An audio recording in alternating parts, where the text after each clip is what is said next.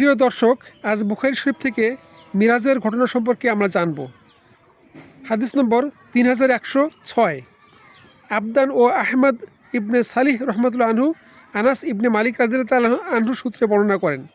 তিনি বলেন, আবু যার রাদিয়াল্লাহু আনহু হাদিস বর্ণনা করতেন যে রাসূলুল্লাহ সাল্লাল্লাহু আলাইহি সাল্লাম বলেছেন, লাইলাতুল মিরাজে আমার ঘরের ছাদ উন্মুক্ত করা হয়েছিল।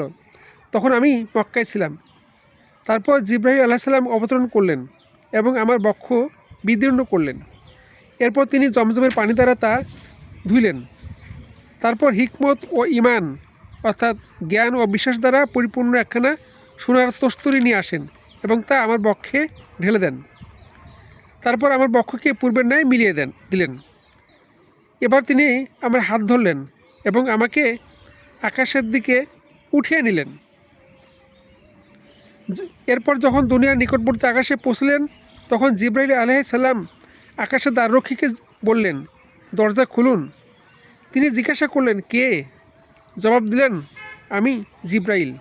দ্বাররক্ষী বললেন, আপনার সাথে কি আর কেউ আছেন? তিনি বললেন, আমার সাথে মুহাম্মদ সাল্লাল্লাহু আলাইহি সাল্লাম আছেন।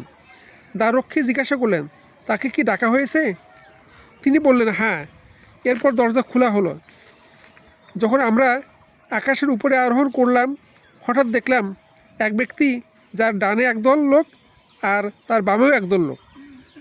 যখন তিনি তার ডান দিকে তাকান তখন হাসতে থাকেন, আর যখন বাম দিকে তাকান তখন কাঁদতে থাকেন।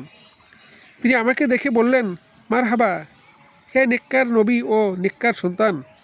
আমি জিজ্ঞাসা করলাম, হে জিবরাইল, ইনি কে? তিনি জবাব দিলেন, ইনি আদম আলাইহিস সালাম, আর তার ডানের ও বামের এই লোকগুলো হলো তার সন্তান অর্থাৎ আত্মাসমূহ। এদের মধ্যে ডান দিকের লোকগুলো হলো জান্নাতি আর বাম দিকের লোকগুলো হলো জাহান্নামী। অতএব যখন তিনি ডান দিকে তাকান তখন হাসেন, আর যখন বাম দিকে তাকান তখন কাঁদেন। তারপর আমাকে নিয়ে জিবরাইল আলাইহিস সালাম আরও উপরে উঠলেন, এমনকি দ্বিতীয় আকাশের দ্বারে এসে গেলেন।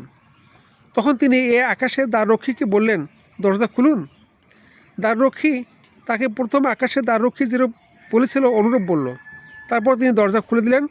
আনাস রাদিয়াল্লাহু আনহু বলেন, এরপর আবু যার রাদিয়াল্লাহু আনহু উল্লেখ করেছেন যে মহানবী সাল্লাল্লাহু আলাইহি সাল্লাম আকাশসমূহে ইদ্রিস, মুসা, ঈসা এবং ইব্রাহিম আলাইহিস সালামের সাক্ষাৎ পেয়েছেন।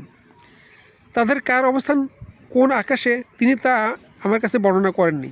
তবে তিনি এটা উল্লেখ করেছেন যে তিনি অর্থাৎ মহানবী সাল্লাল্লাহু আলাইহি সাল্লাম দুনিয়ার নিকটবর্তী আকাশে আদম আলাইহিস সালামকে এবং ষষ্ঠ আকাশে ইব্রাহিম আলাইহিস সালামকে দেখতে পেয়েছেন। আনাস রাদিয়াল্লাহু তাআলা আনহু বলেন, জিবরাইল আলাইহিস সালাম যখন মহানবী সাল্লাল্লাহু আলাইহি সাল্লাম সহ ইদ্রিস আলাইহিস সালামের পাশ দিয়ে অতিক্রম করলেন, তখন তিনি অর্থাৎ ইদ্রিস আলাইহিস সালাম বলেছিলেন যে, হে পুণ্যবান নবী এবং পুণ্যবান ভাই, আপনাকে মারহাবা। মহানবী সাল্লাল্লাহু আলাইহি সাল্লাম বলেন, আমি জিজ্ঞাসা করলাম, ইনি কে? তিনি অর্থাৎ জিবরাইল আলাইহিস সালাম জবাব দিলেন, ইনি ইদ্রিস আলাইহিস সালাম। তার এরপর মুসা আলাইহিস সালামের নিকট দিয়ে অতিক্রম করলেন। তিনি বললেন, মারহাবা, হে পুণ্যবান নবী এবং নেককার ভাই। তখন আমি জিজ্ঞাসা করলাম, ইনি কে? তিনি জিবরাইল আলাইহিস সালাম বললেন, ইনি মুসা আলাইহিস সালাম। তারপর ঈসা আলাইহিস সালামের পাশ দিয়ে অতিক্রম করলাম। তিনি বললেন, মারহাবা, হে নেককার নবী এবং নেককার ভাই। তখন আমি জিজ্ঞাসা করলাম, ইনি কে? তিনি বললেন, ইনি ঈসা আলাইহিস সালাম। অতঃপর ইব্রাহিম আলাইহিস সালাম এর পাশ দিয়ে অতিক্রম করলাম। তিনি বললেন, মারহাবা, হে নেককার নবী এবং নেককার সন্তান। আমি জানতে চাইলাম, ইনি কে? তিনি অর্থাৎ জিবরাইল আলাইহিস সালাম বললেন, ইনি ইব্রাহিম আলাইহিস সালাম। ইবনে শিহাব রহমতুল্লাহ আনহু বলেন, আমাকে ইবনে হাজম রহমতুল্লাহ আনহু জানিয়েছেন যে ইবনে আব্বাস ও আবু হাইয়া আনসারী রাদিয়াল্লাহু আনহু বলতেন, মহানবী সাল্লাল্লাহু আলাইহি সাল্লাম বলেছেন। এরপর জিবরাইল আলাইহিস সালাম আমাকে ঊর্ধ্বে নিয়ে গেলেন। শেষ পর্যন্ত আমি একটা সমতল স্থানে গিয়ে পৌঁছলাম। সেখান থেকে কলমসমূহের খসখস শব্দ শুনছিলাম। ইবনে হাজম রহমতুল্লাহ আনহু এবং আনাস ইবনে মালিক রাদিয়াল্লাহু আনহু বর্ণনা করেছেন, মহানবী সাল্লাল্লাহু আলাইহি সাল্লাম বলেছেন, যখন আল্লাহ আমার উপর 50 ওয়াক্ত সালাত নামাজ ফরজ করেছেন, এরপর আমি এর নির্দেশ নিয়ে ফিরে চললাম। যখন মুসা আলাইহিস সালামের পাশ দিয়ে অতিক্রম করছিলাম, তখন তিনি জিজ্ঞাসা করলেন, আপনার রব আপনার উম্মতের উপর কী ফরজ করেছেন? আমি বললাম, তাদের উপর 50 ওয়াক্ত সালাত ফরজ করা হয়েছে।